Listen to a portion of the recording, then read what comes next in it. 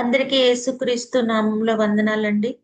దేవుని యొక్క గొప్ప కృపను బట్టి, దేవుని దయని బట్టి మనము మన కుటుంబంలో అందరము క్షేమంగా ఉన్నామండి. అందరం బట్టి మన కన్న తండ్రి అయిన దేవునికి స్తుతి మహిమయు కలుగును కాక.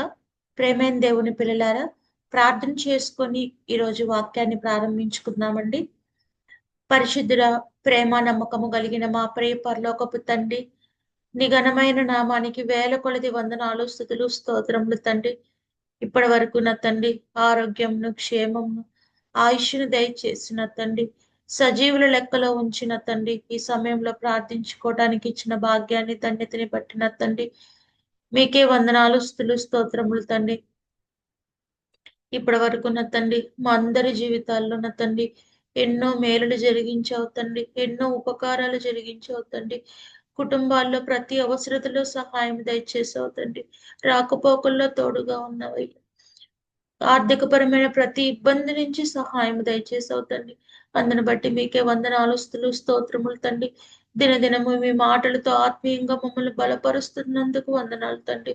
ఈ మాటలు వింటున్న ప్రతి బిడ్డని, ప్రతి కుటుంబాన్ని పేరు పేరున జ్ఞాపకం చేసుకుని తండ్రి, మంచి ఆరోగ్యంను క్షేమంను దయచేయండి తండ్రి. బిడ్డల జీవితాల్లో ప్రతి అవసరతలో ప్రతి అక్కరలో నా తండ్రి మీ కృపను, మీ కనికరాన్ని ఉంచండి తండ్రి.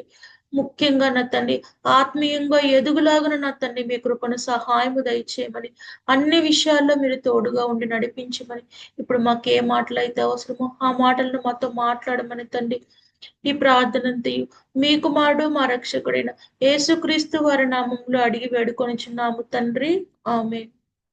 మంచిదండి ప్రేమైన దేవుని పిల్లారా, మరి గత కొన్ని వారాలుగా మనము ఎలీషా గారి జీవితంలో దేవుడు జరిగించిన అద్భుత కార్యాల గురించి మనం మాట్లాడుకుంటూ ఉన్నామండి. మరి మరి పోయిన వారంతో మనము 16 అద్భుతాలను, ఎలీషా గారి జీవితంలో దేవుడు జరిగించిన 16 అద్భుతాలను గురించి మనము మాట్లాడుకొని ఉన్నామండి. ఈ వారం మరికొన్ని అద్భుతాలను మనం మాట్లాడుకుందామండి. ఎలీషా గారి జీవితంలో దేవుడు జరిగించిన మరికొన్ని అద్భుతాలను మనం జ్ఞాపకం చేసుకున్నట్లయితే 17వ అద్భుతాన్ని ఒకసారి చూసుకుందాం ప్రేమైన దేవుని పిల్లారా. 17వ అద్భుతాన్ని గనుక మనం చూసుకున్నట్లయితే రాజుల 2వ గ్రంథము 6వ అధ్యాయము 18వ వచనాన్ని ఒకసారి చదువుకుందామండి. రాజుల 2వ గ్రంథము 6వ అధ్యాయము 18వ వచనాన్ని చదువుకున్నట్లయితే, ఆ దండువారు అతన్ని సమీపించినప్పుడు ఎలీషా, ఈ జనులను అంధత్వముతో మొత్తుమని యెహోవాను వేడుకొనగా, ఆయన ఎలీషా చేసిన ప్రార్థన చొప్పున వారిని అంధత్వంతో మొత్తెను. ప్రేమైన దేవుని పిల్లారా, మరి సిరియన్లు మరి ఇశ్రాయేలు మీద మరి దండెత్తి వచ్చినప్పుడు మరి ఆ సందర్భంలోనే మరి ఒక అద్భుతం ఎలీషా గారి ద్వారా దేవుడు జరిగించినట్లు మనకి ఇక్కడ కనపడుతుందంటే, అదేమిటంటే వారిని అంధత్వంతో వాళ్ళందరికీ మరి గుడ్డితనము కలుగున్నట్లుగా మరి ప్రార్థన చేయగా ఎలీషా గారు మరి వాళ్ళందరికీ అంధత్వం కలిగినట్లు మనకి కనపడుతుంది. ప్రేమైన దేవుని పిల్లారా, ఇదే ఎలీషా గారి జీవితంలో దేవుడు జరిగించిన మరొక అద్భుతం. ప్రేమైన దేవుని పిల్లారా, ఎలీషా గారు ప్రార్థన చేయగా మరి దండెత్తిన వారందరికి అంధత్వం అనేది కలుగ చేయడం అనేది జరిగింది. ప్రేమైన దేవుని పిల్లారా, మరి ఒక అద్భుతం 18వ అద్భుతం మనం జ్ఞాపకం చేసుకుంటే, మరి దీనికి కంటిన్యూషన్ గానే అద్భుతం మనకు కనపడుతుందండి. 18వ అద్భుతాన్ని చూసుకుంటే కిందకి చదువుకున్నట్లయితే, మరి ఇదే 6వ అధ్యాయము 18వ వచనం తర్వాత కింద వచనం మనం చదువుకున్నట్లయితే, అప్పుడు ఎలీషా, ఇది మార్గము కాదు, ఇది పట్టణము కాదు, మీరు నా వెంట వచ్చినడలా మీరు వెతుకు వాని యొద్దకు మిమ్మల్ని తీసుకొని పోదునని వారితో చెప్పి షోమ్రోను పట్టణమునకు వారిని నడిపించెను. మరి దేవుడికి ప్రార్థన చేసిన తర్వాత ఎలీషా గారు వారందరికీ అంధత్వం కలిగిన తర్వాత వాళ్ళందరినీ ఎలీషా గారు షోమ్రోను పట్టణానికి మరి నడిపించుకొని వెళ్ళిన తర్వాత జరిగిన అద్భుతం కనుక మనం చూసినట్లయితే, ప్రేమైన దేవుని పిల్లారా, కిందకు చదువుకుందామండి. వారు షోమ్రోనిలోనికి వచ్చినప్పుడు అతడు యెహోవా, వీరు చూచినట్లు వీరి కండ్లను తెరువమని ప్రార్థన చేయగా, యెహోవా వారి కండ్లను తెరవజేసిన కనుక వారు తాము షోమ్రోను మధ్య ఉన్నామని తెలుసుకొనిరి.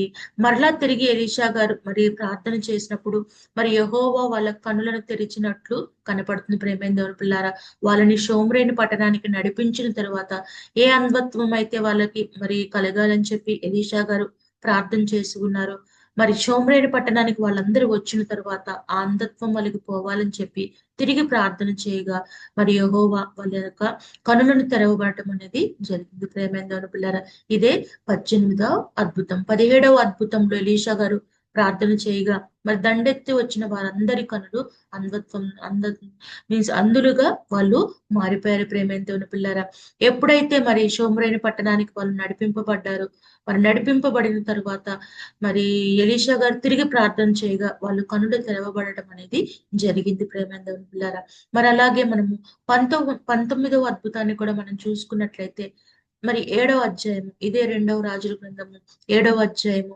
1వ వచనంలో మనము చూసుకోవచ్చండి.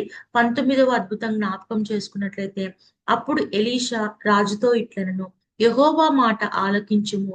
యెహోవా సెలవిచ్చినదేమనగా, రేపు ఈ వేళకు షోమ్రేను ద్వారమందు రూపాయి ఒక ఇంటికి ఒక మానిక సన్నని పిండియు, రూపాయి ఒక ఇంటికి 2 మానికలు ఎవరునూ అమ్మబడును.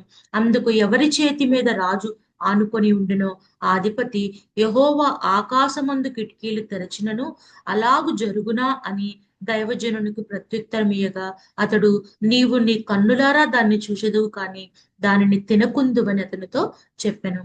ఇక్కడ ఎలీషా గారు ఒక మాట పలికినప్పుడు, మరి రేపు ఈ వేళకు షోమ్రేనులో ఒక రూపాయికే మరి 2 మానికలు ఎవరు అమ్మబడనని చెప్పి మరి ఎలీషా గారు చెప్పినప్పుడు, మరి రాజు దగ్గర ఉన్న అధిపతి, ఆకాశం నుంచి దేవుడు కిటికీలు తెరిచిన ఆకాశం నుంచి తెరవబడినా సరే అది సాధ్యం కాదని చెప్పి ఆ అధిపతి పలికినప్పుడు ఎలీషా గారు ఇక్కడ ఒక మాట పలకటం జరిగింది. ప్రేమేందోని పిల్లరా, అదేమిటంటే,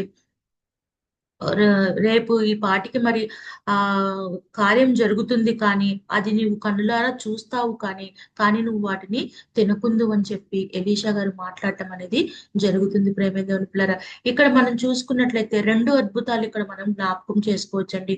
19వ అద్భుతం ఏమిటంటే, ఏ మాట అయితే ఎలీషా గారు పలికారో ఆ మాటను మరి దేవుడు నెరవేర్చడం అనేది జరిగింది. ప్రేమేందోని పిల్లరా, ఆ మాట కనుక మనం చూసుకున్నట్లయితే 19వ అద్భుతం అండి. 19వ అద్భుతాన్ని మనం చూసుకుంటే ఇదే 7వ అధ్యాయము 17వ వచనంలో మనకు కనపడుతుందండి.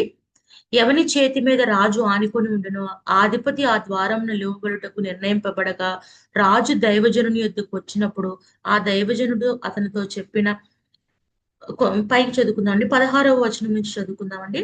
క్షమించండి, 16వ వచనం నుంచి కనుక మనం చదువుకున్నట్లయితే, జనులు బయలుదేరి సిరియనుల దండుపేటను దోచుకున్నారు కాబట్టి యెహోవా మాట చొప్పున రూపాయి ఒక ఇంటికి ఒక మానిక సన్నని పిండియు 2 మానికల ఎవలను అమ్మబడును. ఏ మాట అయితే మరి యెహోవా చిత్తము ప్రకారం ఎలీషా గారు పలికారో ఆ మాట అనేది ఇక్కడ నెరవేర్చబడినట్టు మనకి ఇక్కడ కనపడుతుంది. ప్రేమేందోని పిల్లరా, అదే ఎలీషా గారి జీవితంలో దేవుడు జరిగించిన 19వ అద్భుతం. ప్రేమేందోని పిల్లరా, ఆయన పలికిన మాట ప్రకారము 1 రూపాయికి ఒక మానిక సన్నని పిండియు 2 మానికల ఎవ్వలను అమ్మబడినట్లు మనకి ఇక్కడ కనపడుతుందండి. మరి 20వ అద్భుతాన్ని గాని మనం జ్ఞాపకం చేసుకున్నట్లయితే కింది వచనంలో మనం చదువుకోవచ్చండి. మరియు రూపాయి ఒక ఇంటికి 2 మానికలు ఎవ్వలను, రూపాయి ఒక ఇంటికి ఒక మానిక సన్నని పిండియు రేపు ఈ వేళప్పుడు షోమ్రోనులో అమ్మబడునని దైవజనుడు రాజుతో చెప్పిన మాట నెరవేరను. ఆ అధిపతి, యెహోవా ఆకాశమందు కిటికీలు తెరచినను అది జరుగునా అని ఆ దైవజనుడితో చెప్పగా, అతడు, నీవు కన్నులారా చూచెదవు కానీ దానిని తినకపోదువని ఆ అధిపతితో చెప్పాను. జనులు ద్వారమందు అతన్ని త్రొక్కగా అతడు మరణమాయను కనుక ఆ మాట ప్రకారం అతనికి సంభవించను. ఏ మాట అయితే ఎలీషా గారు మాట్లాడారో మొదటి పలికిన మాట ప్రకారము రూపాయి ఒక ఇంటికి పిండి మరి ఎవరును అమ్మబడిన ఆ మాట నెరవేరింది. ప్రేమేందోని పిల్లరా, అదే 19వ అద్భుతం. 20వ అద్భుతంగా రెండవ మాటగా ఏ మాట అయితే ఎలీషా గారు పలికారో, ఆకాశం నుంచి తెరవబడిన అది సాధ్యం కాదు అని చెప్పి పలికిన ఆ అధిపతి అది చూస్తాడు కానీ అతడు దానిని తినడు అని చెప్పి ఏ మాట అయితే ఎలీషా గారు పలికారో అది 20వ అద్భుతంగా ఇక్కడ నెరవేర్చబడినట్లు మనకి కనపడుతుందండి. ఇప్పుడు మనం చదువుకున్నట్లు జనులు తొక్కటం వల్ల ఆ అధిపతి మరణించినట్లు కనపడుతుంది. మరణించటం వల్ల అది అతను తినలేకపోయినట్లు మనకి కనపడుతుంది. ప్రేమేందోని పిల్లారా, ఇదే ఎలీషా గారి జీవితంలో జరిగిన 20వ అద్భుతం. ప్రేమేందోని పిల్లారా, మరి దీనిని బట్టి ఎలీషా గారి జీవితంలో జరిగిన మరికొన్ని అద్భుతాలను ఈ రోజు మనం జ్ఞాపకం చేసుకున్నామండి. 17, 18, 19, 20 అద్భుతాలను ఎలీషా గారి జీవితంలో 20 అద్భుతాలను మనము జ్ఞాపకం చేసుకున్నాం ప్రేమేంద్రులారా. అని కనుక ఒక్కసారి కనుక మనం చూసుకున్నట్లయితే మరి 17వ అద్భుతంలో మనం జ్ఞాపకం చేసుకున్నది ఏంటంటే 6వ అధ్యాయము 18వ వచనంలో ఉన్నట్లు మరి దండువారు మరి ఇశ్రాయేల్ మీద దండెత్తి వచ్చినప్పుడు సిరియనులు వారికి అంధత్వం కలగాలని ఎలీషా గారు ప్రార్థన చేయగా అది నెరవేరినట్లు మనకు కనపడుతుంది.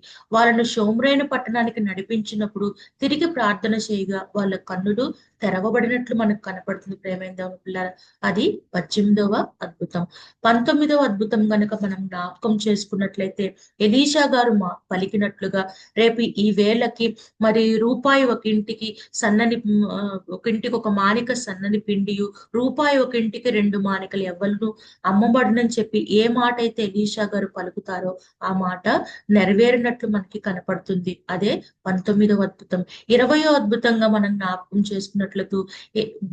చేసుకున్నట్లయితే ఏ మాట అయితే ఎలీషా గారు 2వ మాట పలుకుతారో మరి అది జరగదని చెప్పి అసంభవం అని చెప్పి పలికిన ఆ అధిపతి అది కన్నులారా చూస్తాడు, కానీ అది అతను తినడు అని చెప్పి ఏ 2వ మాటగా ఎలీషా గారు ఏదైతే పలుకుతారో ఆ విధంగా అతడు జనులు తొక్కటం వల్ల మరణించటం వల్ల అతడు దాన్ని కన్నులారా చూస్తాడు, కానీ దాన్ని తినకుండానే ఉన్నట్లు మనకి కనపడుతుంది ప్రేమేంద్రులారా.